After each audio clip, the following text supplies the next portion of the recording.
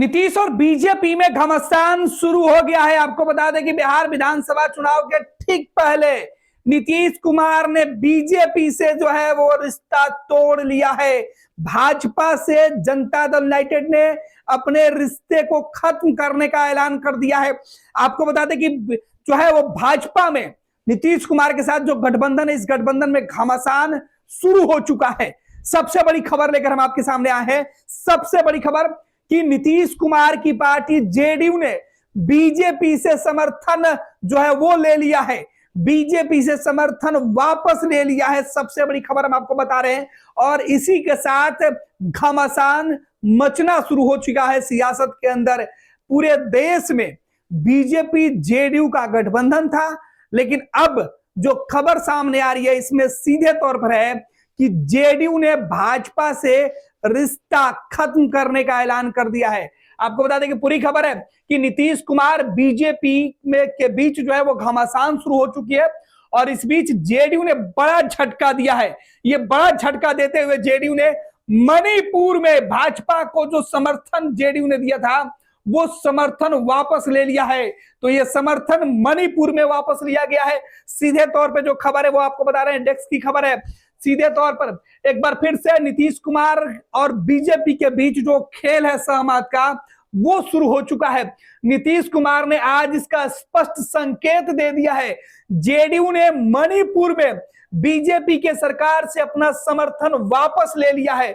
JDU के मणिपुर प्रदेश के जो अध्यक्ष हैं उन्होंने राज्यपाल को पत्र लिखकर साफ कर दिया है कि उनकी पार्टी राज्य में विपक्ष की पार्टी के तौर पर मौजूद है और अब बीजेपी के साथ नहीं बल्कि विपक्ष के साथ रहेगी।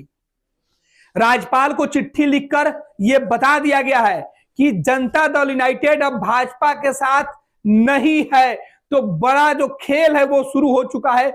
जेडीयू ने साफ कर दिया है कि अब वो बीजेपी के हिस्सा न होकर विपक्ष की भूमिका में रहेगी। राज्यपाल को चिट्ठी लिखी गई है, गवर्नर को चिट्ठी लिखकर बता दिया गया है कि देश भर में जिस तरीके के हालात बने हुए और खास तौर पर मणिपुर के मामले में, और मणिपुर के मामले में जनता दल यूनाइटेड भाजपा सरकार के रवैये से क्षुब्ध होकर यह फैसला ली है। भाजपा से नाराज होकर जेडीयू ने फैसला लिया है। गवर्नर को अपनी चिट्ठी भेज दी है कि हम सरकार से अपना समर्थन वापस लेते हैं और विपक्ष में बैठेंगे, बीजेपी के साथ नहीं बैठेंगे। बात यहां बैठने की आ गई है कि भाजपा के साथ अब जेडीयू नहीं रहेगी, इसका ऐलान किया गया है। 60 सीटों वाली मणिपुर विधानसभा में बीजेपी के पास बहुमत से ज्यादा सीटें हैं। हालांकि जनता दल यूनाइटेड के समर्थन वापस लेने का कोई भी असर सरकार के सेहत पर पड़ते हुए दिखाई नहीं पड़ रहा है, क्योंकि भाजपा अकेले वहां बहुमत से काफी आगे है। यही वजह है कि जनता दल यूनाइटेड के समर्थन वापस लेने के बावजूद भी सरकार के सेहत पर कोई असर नहीं पड़ेगा। यह बीजेपी के लिए राहत वाली है, लेकिन मैसेज जो है वो दिया जाना शुरू हो चुका है। बिहार में विधानसभा चुनाव के ठीक पहले एक तरफ दिल्ली में विधानसभा चुनाव का ऐलान हो चुका है, दिल्ली में चुनाव प्रचार चल रहा है, और दिल्ली और बिहार के चुनाव के ठीक पहले जेडीयू ने साफ कर दिया है कि बीजेपी के साथ उनका रिश्ता खत्म होते हुए अब दिखाई पड़ रहा है। और एक राज्य में जेडीयू बीजेपी का जो रिश्ता था वो खत्म हो गया है। ये सीधे तौर पे है वो दिखाया जा रहा है। हालांकि आपको बता दें कि 60 सीटों वाली मणिपुर विधानसभा में बीजेपी के पास सबसे ज्यादा बहुमत है। बीजेपी के अकेले 32 सीटें हैं। वहां सरकार चलाने के लिए बीजेपी को जेडीयू के समर्थन की जरूरत नहीं है। लेकिन जेडीयू की तरफ से जो पत्र बीजेपी को जो सीधे तौर पर दिया गया है, राज्यपाल को जो दिया गया है, उसे लेकर कहा जा रहा है कि यह बीजेपी को धमकी देने वाला पत्र है। यह कदम जो है बीजेपी के खिलाफ जेडीयू ने उठाया है। यह सीधे तौर पर एक धमकी है, एक मैसेज जो सीधे तौर पर दिया जा रहा है बीजेपी को, लेकिन इसका असर फिलहाल सरकार के सेहत पर नहीं पड़ेगा। दरअसल मणिपुर में करीब 3 साल पहले विधानसभा चुनाव हुए थे, उसमें जेडीयू के 6 विधायक चुनाव जीत कर आए थे। मणिपुर के अंदर जब विधानसभा का चुनाव 3 साल पहले हुआ था, तब जनता दल यूनाइटेड ने 6 सीटों पर जीत हासिल की थी। लेकिन जेडीयू में भाजपा ने सेंधमारी करते हुए 5 जो विधायक थे जेडीयू के, 6 में से 5 विधायकों को उसने बीजेपी में शामिल करा लिया। तो जनता दल यूनाइटेड का एकमात्र विधायक वहां बचे हुआ था और उसने भी अब साथ बीजेपी का छोड़ दिया है। हालांकि पहले से ही नीतीश कुमार कमजोर पड़े हुए थे। नीतीश कुमार के विधायक तोड़े जाने के बाद जनता दल यूनाइटेड में बिहार में काफी हो हल्ला हुआ था, काफी शोर शराबा मचा था।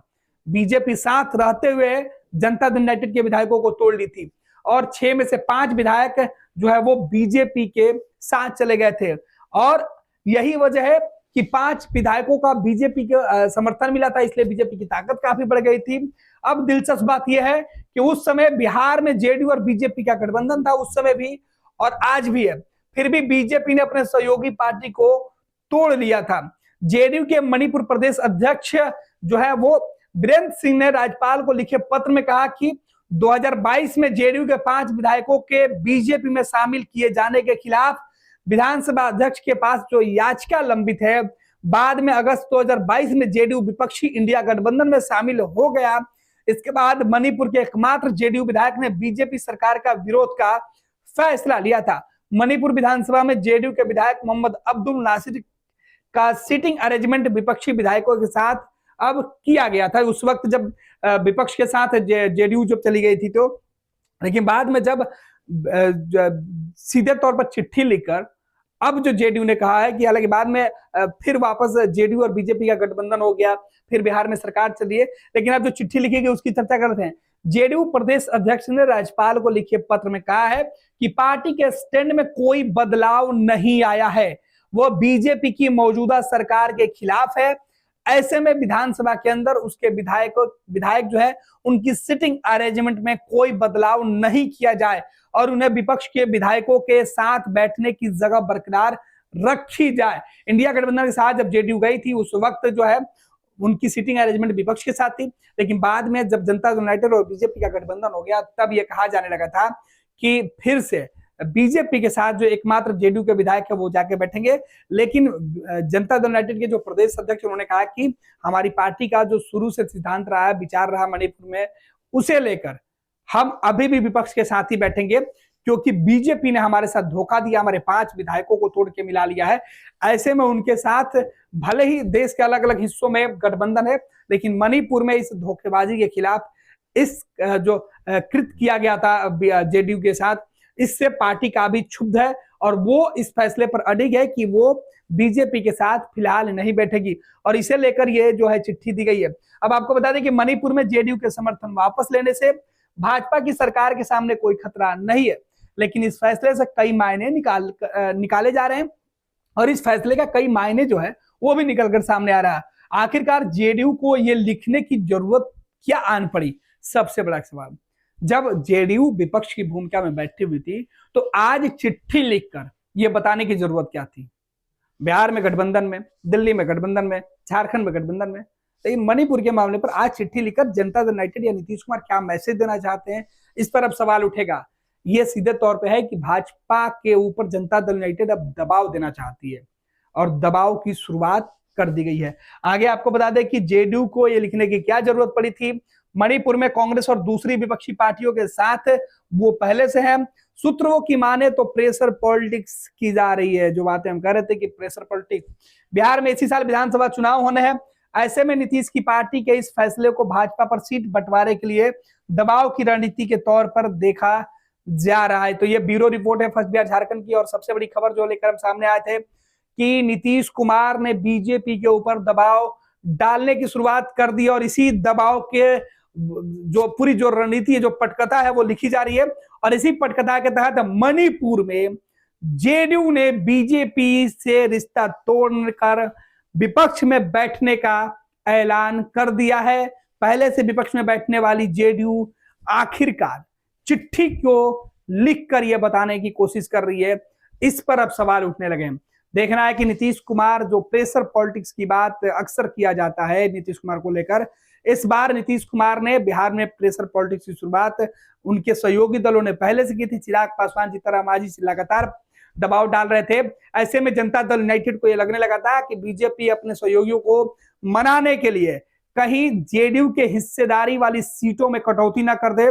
इसके पहले जेडीयू ने अपने तरफ से एक जो प्रेशर है वो भाजपा के ऊपर सीधे तौर पर डालते हुए दिखाई पड़ रही है, जिसका दबाव बीजेपी पर सबसे ज्यादा होगा और फिलहाल नीतीश कुमार को नाराज करने का जोखिम बीजेपी नहीं उठा सकती है।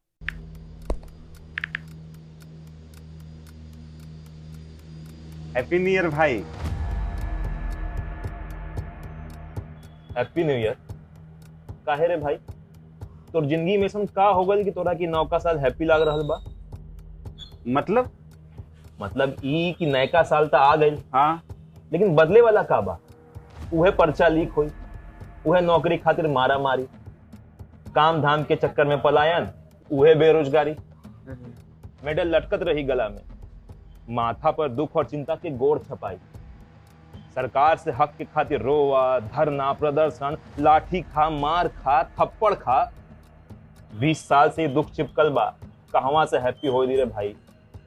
बात तो तू एकदम सही बोला था। अब बता, बिहार के युवन के न्यू ईयर कब हैप्पी हो?